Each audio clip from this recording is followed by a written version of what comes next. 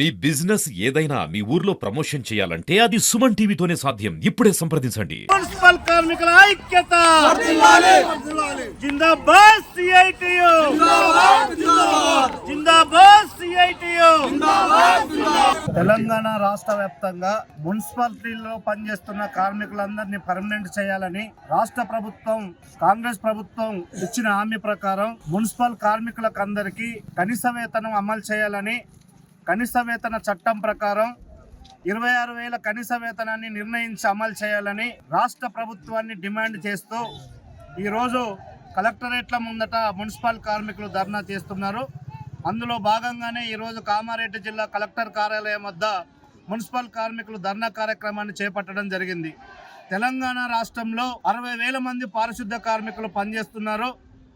గత ప్రభుత్వం GO number 60 ప్రకటించినప్పటికీ ఆ 60ని అమలు చేయకోకుండా మున్సిపల్ కార్మికులకు మాత్రమే 15,600 వేతనాన్ని ప్రకటిస్తూ మోసం చేసింది. కాంగ్రెస్ ప్రభుత్వం అధికారంలోకి వస్తే పారిశుద్ధ కార్మికులందరినీ పర్మనెంట్ చేసి అనేక మున్సిపాలిటీలలో ఇవాళ ప్రభుత్వానికి విన్నవిస్తున్నప్పటికీ ఆ సమస్యను ఈరోజు పక్కకు పెడుతున్న పరిస్థితి ఉంది. ముఖ్యంగా అనేక మున్సిపాలిటీలలో కేటగిరీల వారీగా వేతనాలు నిర్ణయించాలని, కేటగిరీ వారి వేతనాలు అమలు చేయాలని మున్సిపల్ కార్మికులు రాష్ట్ర వ్యాప్తంగా ఈరోజు ప్రభుత్వాన్ని డిమాండ్ చేస్తున్నప్పటికీ గుండుగుత్తగా మొత్తం మంది అన్ని కేటగిరీలను గుండుగుత్తగా చేస్తూ ఇలా 15,600 వేతనాన్ని రాష్ట్ర ప్రభుత్వం నిర్ణయించింది. ఇది సరైనది కాదని ఈరోజు మున్సిపల్ కార్మికులు అడుగుతున్నారు. ఈరోజు రాష్ట్ర వ్యాప్తంగా పట్టణాల్లో ప్రజలందరూ కూడా సుఖ సంతోషాలతోటి ఆరోగ్యకరమైన జీవనాన్ని కొనసాగిస్తున్నారంటే కింది స్థాయిలో మున్సిపల్ కార్మికులందరూ కూడా ఈరోజు శ్రమిస్తున్న పరిస్థితి ఉంది. మున్సిపల్ కార్మికుల పారిశుద్ధ కార్మికుల శ్రమని రాష్ట్ర ప్రభుత్వం గుర్తించాలని ప్రభుత్వం హామీ ఇచ్చిన ప్రకారం కార్మికులందరినీ పర్మనెంట్ చేసి కనీస వేతనం 26,000 రూపాయలని నిర్ణయించాలని ఈరోజు రాష్ట్ర ప్రభుత్వాన్ని మేము డిమాండ్ చేయడం జరుగుతుంది.